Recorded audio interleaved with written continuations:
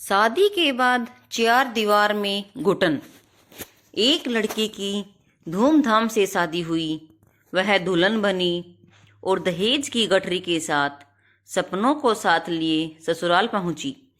उसने ख्यालों में जो अपनी दुनिया बसाई थी उसे सच करने का समय आ गया था, मगर उसे क्या पता था कि जिंदगी की हकीकत की तपिश सब कुछ जलाकर राख कर देती है।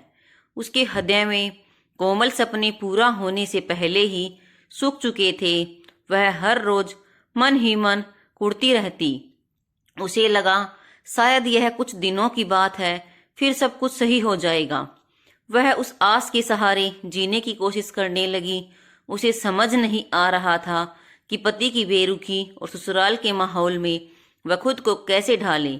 उसके ससुराल में ससुर और घर में सासू माँ की चलती है। वह ठहरी शहर में रहने वाली चंचल और चहकने वाली, मगर ससुराल में हंसना तो दूर, तेज बोलना भी मना है। वह आजाद ख्यालों वाली लड़की जो जींस टॉप सूट कुर्ती में रहती थी, मगर गांव के ससुराल में उसे साड़ी के घूंघट में बांध दिया गया। उसे वहां सूट सलवार पहनना भी मना है।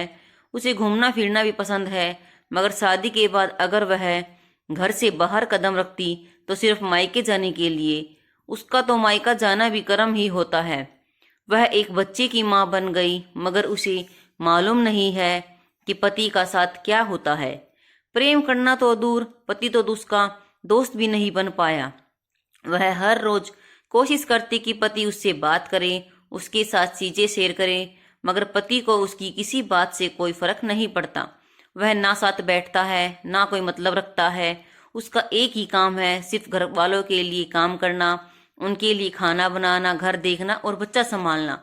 वह पढ़ी लिखी है, अपनी जिंदगी में कुछ करना चाहती थी, मगर उसके ससुराल में बहुओं का बाहर काम करना मना है। जहाँ ससुर और जेठ खड़े हों वहाँ उसका जाना मना है। फिर नौकरी करना तो दूर की बात है।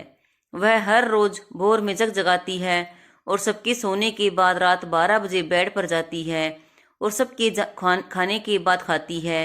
वह कहती है कि मुझे इतना समय नहीं मिलता कि मैं अपने शौक पूरे कर सकूं। मेरी ज्वाइंट फैमिली है, मगर बच्चे को कोई नहीं देखता। मेरे ऊपर घर की बहू और माँ होने की जिम्मेदारी है। उसे आज की सोच रखने वाली लड़की से बात करना भी मना है। उसकी सहेलियां तो शादी के बाद ही छूट गई। उसे ऐसा लगता है कि वह हर घर के कोने में पड़ा हुआ कोई सामान है जिससे कोई कोई मतलब नहीं है।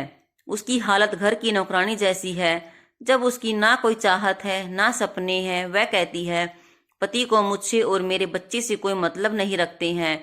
कई बार तो हमारी 3-3, 4-4 दिन तक बात नहीं हो पाती हैं। पति कहीं बाहर जाए तो मुझे एक फोन तक नहीं करने देती। मुझे नहीं पता कि पति का प्यार कैसा होता है। वे मुझे कहीं बाहर लेकर नहीं जाते। घुमाना फिराना तो दूर दूर की बात है। वो कहते हैं कि उनको ये सब पसंद नहीं है। वे अपने परिवार में ही व्यस्त रहते हैं। ऐसा लगता है मेरे प्रति उनकी कोई जिम्मेदारी नहीं है। मैं बात करके देख चुकी हूँ, मगर शादी के 4 साल बाद भी उनके व्यवहार में कोई सुधार नहीं आया है। मैंने मायके वालों को अपनी पूरी कहानी बताई। वो कहते हैं बेटा तुम्हें ही संभालना होगा, हम क्या कर सकते हैं। तुम्हारी शादी हो गई है, तुम्हें ससुराल वालों के हिसाब से ही रहना होगा। मैं क्या करूं, मुझे समझ नहीं आता। मेरा साथ देने वाला कोई नहीं है, ना मायके वाले ना ससुराल वाले। सब अपनी अपनी दुनिया में व्यस्त हैं। मेरा मन करता है कि मैं कहीं चली जाऊं, मगर मेरा बच्चे का क्या होगा और मैं जाऊंगी कहाँ। मुझे सपोर्ट करने वाला कोई नहीं है। मैं अपने बारे में किसी को बता भी नहीं सकती। अगर इन्हें पता चला तो बहुत बुरा होगा। मेरा इस घर में दम घुटता है।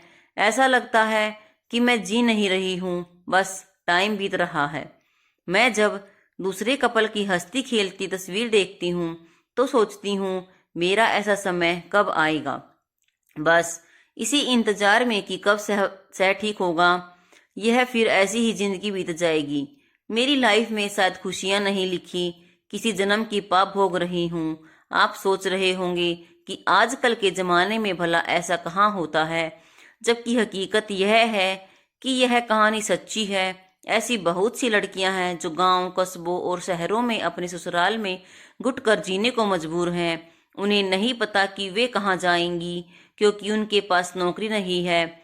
वे घर छोड़ने की कल्पना नहीं कर सकती, क्योंकि शादी के बाद मायके वाले भी उसे पराया कर दिया है। उनके लिए तलाक के बारे में सोचना भी पाप है, क्योंकि वे अपने लिए आवाज ही नहीं उठाना चाहती। वे तो बस अपनी शादी को बचाने में अपनी पूरी ताकत लगा देती हैं। उसके लिए शादी की उन निशानियों को उतारना आसान नहीं है जो वे अपने माथे लेकर पैरों की उंगली तक सजाए बैठी हैं। वह छोड़ी हुई औरतें कहलाने से डरती हैं। अब आप ही बताइए, ऐसी महिलाओं का क्या करना चाहिए? धन्यवाद।